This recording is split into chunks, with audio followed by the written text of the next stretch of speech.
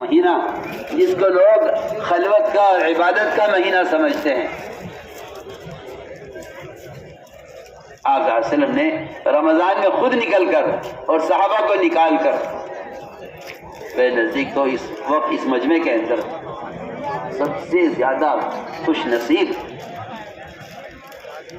اور قابل رشک وہ لوگ ہیں جو رمضان کے مہینے میں اللہ کے راستے میں ہو. وہ سب سے قابل رشک اللہ اکبر، سب سے زیادہ قابل رشک رہے وہ لوگ جو رمضان میں اللہ کے راستے میں ہو. آپ صلی اللہ علیہ وسلم نے رمضان مبارک میں خود نکل کر اور صحابہ کو نکال کر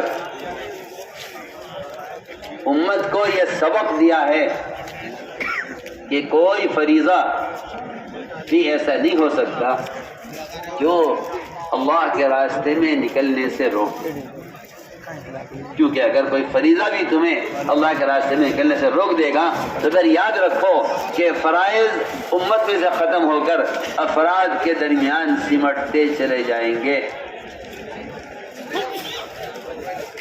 اور صحبات ہم آپ سے عرض کرنا چاہتے ہیں کہ اس راستے میں نکلنے کی ضرورت اور اہمیت اس لیے ہے تاکہ پورا دین فرائض سے لے کر اخلاق، معاملات، معاشرے تک پورا دین عملی طور پر امت پر پیش کیا جائے. اور یہ میں آپ سے صاف عرض کر دیتا ہوں کہ اس سطح سے امت پر عملی دین پیش کرنے کا اللہ کی قسم کوئی ذریعہ نہیں ہے سوائے نقل و حرکت. کوئی ذریعہ نہیں. آپ کتاب سے، آپ پمفلیٹ سے، آپ اخبارات سے دین پھیلائیں، لیکن میں قسم کھا کر کہتا ہوں اپنے دل کے یقین کے ساتھ کہ عملی شکل پیش نہیں کی جا سکتی جب تک عام امت نقل و حرکت پر نہ آئے.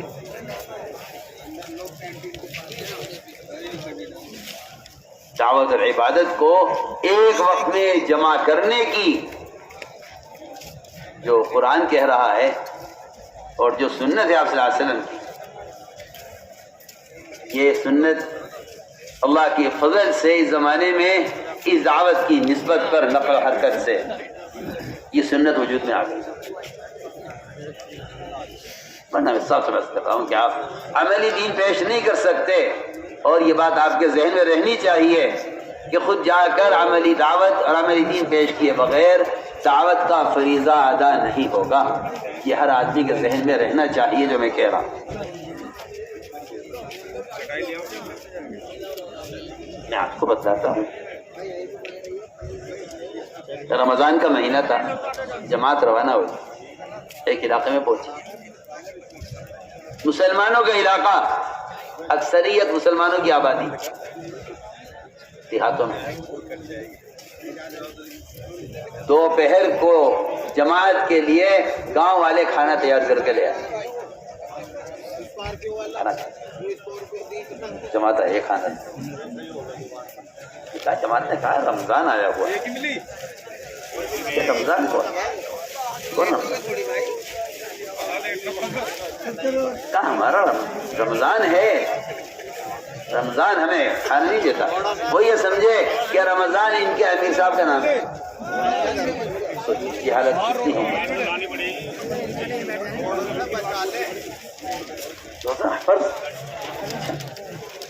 آپ میں سے کوئی نہیں کھائے گا کہ ہم تو صبح سے بھوکے ہیں. کیوں؟ رمضان ہے، روزہ ہے. آپ مجھے بتائیے کیا اس جماعت کے بغیر یہ گاؤں والے جان سکتے تھے روزہ کیا ہوتا ہے؟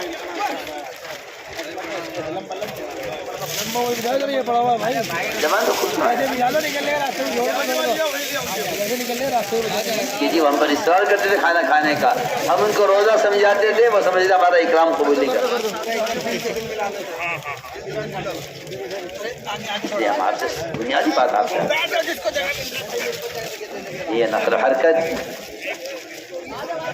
دعوت اور عمل دونوں کو جمع کرنا. یہ اس میں فرمایا قرآن میں اللہ نے کہ سب سے زیادہ پختہ مذہب، سب سے اچھا دین اس شخص کا ہوگا جو دعوت اور عمل دونوں کو اکٹھا جمع کرے. اس لیے میرے بزرگ دوستو عزیزو، اس محنت کا سب سے بنیادی مقصد، اس نقل و حرکت کا سب سے بنیادی تقاضا وہ اپنے ایمان میں کمال پیدا کرنا ہے، ایمان میں کمال پیدا کرنا ہے۔ اور اس میں کوئی شک نہیں کہ دوسروں کو دعوت دیے بغیر ایمان کی تکمیل نہیں ہوتی۔ ذہن کیا حاصل ہے؟ دوسروں کو دعوت دیے بغیر ایمان کی تکمیل نہیں۔ دوسروں کو دعوت دیے بغیر، اے بھائی ہم تو آپ سے بات کر رہے ہیں، آپ کو دیں، دوسروں کو دعوت دیے بغیر ایمان کی تکمیل نہیں ہوتی۔ آپ چاہے تہجد پڑھتے ہوں، آپ چاہے ذکر کرتے ہوں، آپ تلاوت کرتے ہوں، آپ کوئی گناہ نہ کرتے ہوں، آپ سارے اعمال خیر کرتے ہوں، تبھی میں آپ سے عرض کرنا چاہتا ہوں ایمان کی تکمیل موقوف ہے دوسروں کو اعمال پر آمادہ کرنے پر اور دوسروں کو برائی سے روکنے پر۔ ایمان کی تکمیل موقوف ہے، علماء نے صاف لکھا، تأمرون بالمعروف وتنہون عن المنکر وتؤمنون باللہ، کہ ایمان باللہ کے لیے یہ دو کام کرنے ہر مسلمان کے ذمہ فرض عین ہے۔ ایمان فرض عین ہے، اس کی تکمیل کے لیے اور اس کمال تک پہنچانے کے لیے ہر ایک کے ذمہ فرض عین ہے کہ وہ دوسرے کو معروفات پر آمادہ کرے اور دوسروں کو منکر سے بچانے کی کوشش کرے۔ مولانا بدر عالم میرے رحمۃ اللہ علیہ وہ فرماتے ہیں ترجمان السنہ میں کہ ایک آدمی اتنی نمازیں پڑھے کہ اس کی پیشانی پر سیاہ نشان پڑ جائے، اور وہ اتنے روزے رکھے کہ اس کے ہونٹ پر خشکی جم جائے، اور زکوٰۃ وقت پر ادا کر دے، وہ فرماتے ہیں، اور زکوٰۃ وقت پر ادا کر دے، اور فرماتے ہیں کہ اسلام میں ایمان کی علامت یہ نہیں، صرف یہ نہیں، بلکہ اسلام میں ایمان کی علامت یہ ہے کہ کیا آپ لوگوں کو معروفات پر نیکی پر آمادہ کرتے ہیں امتزاج سے؟ کیا آپ لوگوں کو منکر سے بچانے کی کوشش کرتے ہیں؟ یہی ایمان کے وجود کی علامت ہے اور یہی ایمان کی تکمیل کا سبب ہے۔ دونوں باتیں ہیں، اس کو سمجھنا چاہیے۔ یہ باتیں میں اس لیے عرض کر رہا ہوں تاکہ معلوم تو ہونا کشت کیوں کریں، اللہ کے راستے میں کیوں نہیں، کیا وجہ ہے نکلنے؟ اگر دینی سیکھنے کی بات ہے تو دین سیکھنے کے تو بہت ذرائع ہے، اس میں نکلنے کی کیا ضرورت ہے؟ لیکن بنیادی بات ہم آپ سے عرض کر رہے ہیں کہ ہر مسلمان کی اپنی ضرورت ہے کہ اتنا ایمان ہر مسلمان سیکھے جتنا ایمان اس کو حرام سے روک دے، اور اس کا ذریعہ یہ ہے، اس کا طریقہ یہ ہے کہ لوگوں کو معروفات پر آمادہ کرنے اور لوگوں کو منکر سے بچانے کی کوشش کرے۔ اس سے ہر مسلمان کے اپنے ایمان میں اتنا کمال تو کم سے کم پیدا ہو جائے گا کہ یہ اس کا ایمان اس کو حرام سے روکے، ورنہ مسلمان کے جھوٹ میں یا غیبت میں یا سود سے کمانے میں یا دوسرے حرام کاموں میں مسلمان کے مبتلا ہو جانے کا سبب وہ ایمان کا ضعف ہے، اور ایمانی کمزوری کا سبب دعوت کا چھوٹ جانا ہے۔ اس لیے یہ بات پورے یقین کے ساتھ اور پورے اشراع کے ساتھ کہی جا سکتی ہے کہ دوسروں کو نیکی پر آمادہ کیے بغیر ایمان کی تکمیل نہیں ہوتی۔ یہ ہم میں سے ہر ایک کی ضرورت ہے۔ مالیاسا کا ملفوظ ہے، ہر سال 4 مہینے اگر اس راستے میں نکلنے کو اپنا جزوِ زندگی نہیں بناؤ گے تو ایمان کا مزہ نہیں چکھ سکتے۔ میرے عزیز دوستو، بعض لوگ یہ خیال کرتے ہیں کہ یہ اپنی بات ہے، ورنہ حقیقت یہ ہے کہ امام بخاری رحمۃ اللہ علیہ ان کا مذہب ہے کہ ایمان بڑھتا ہے،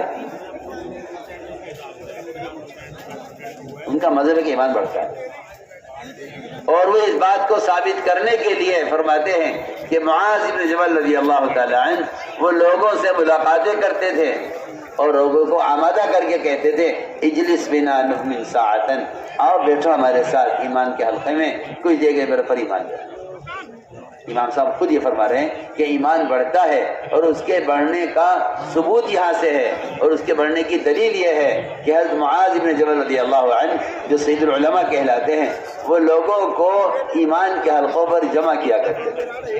یہاں صاف صاف بات ہے۔ بلکہ عمر رضی اللہ تعالی عنہ خود فرماتے ہیں کہ میں بازاروں میں تمہارے ایک ایک کے دو دو کے ہاتھ پکڑ پکڑ کر تمہیں اس لیے ایمان کے حلقہ میں جمع کرتا ہوں تاکہ اس سے میرے ایمان میں زیادتی ہو۔ لیکن اس زمانے کا مسلمان یہ سمجھتا ہے کہ مسلمان ہونا مومن ہونا ہے۔ میں کچھ بہت اہم بات کہہ رہا ہوں، ہر مسلمان یہ سمجھتا ہے کہ مسلمان ہونا مومن ہونا ہے، اور یہ مسلمان اس لیے بے فکر ہے کہ اپنے ایمان کا مقابلہ کافر سے کر رہا ہے۔ حالانکہ ایمان میں نمونہ اللہ تعالیٰ نے صحابہ اکرام کو بنایا ہے، اور یہ سب کو حکم دیا ہے کہ ایمان لاؤ صحابہ کی طرح۔ مومن کے ایمان کا مقابلہ کافر سے نہیں ہے، مومن کے ایمان کا مقابلہ صحابہ سے ہے۔ اس لیے ایمان کی تکمیل اور ایمان کی تقویت کے لیے یہ ایک بنیادی محنت ہے کہ لوگوں کو دعوت دے کر انہیں منکرات کے ماحول سے، غفلت کے ماحول سے، جہالت کے ماحول سے نکال کر انہیں عمل کے ماحول میں لایا جائے۔ ایمان سیکھنے کے عنوان پر یہ ایک نہیں، بہت سے صحابہ کرام کا اپنا معمول ہے، اور یہ ان کا اپنا طریقہ کار ہے، بلکہ میں کہتا ہوں کہ سنت سے ثابت ہے۔ رواحہ رضی اللہ تعالی نے جب ایک صاحب کو دعوت دی آؤ ایمان لائیں گے پھر پر، انہیں اشکال یہ ہو گیا آج کے لوگوں کی طرح کہ بھئی ایمان تو ہم لا چکے ہیں، پھر یہ کیسا ایمان چاہتے ہیں؟ آج کے لوگوں کی طرح انہیں اشکال ہوا ہو جا گیا کہ رسول اللہ ہم تو ایمان لا چکے ہیں آپ پر، اور یہ کہتا ہے پھر رواحہ آؤ ایمان لائیں گے۔ فرمایا اللہ اس کو اس پر رحم فرمائے، یہ ایمان کے وہ حلقے قائم کرنا چاہتا ہے مسجدوں میں، جس کو دیکھ کر اللہ تعالیٰ فخر فرماتے ہیں اپنے فرشتوں پر کہ دیکھو میرے بندے یہاں کیا کر رہے ہیں۔ تو میرے بزرگ دوستو عزیزو،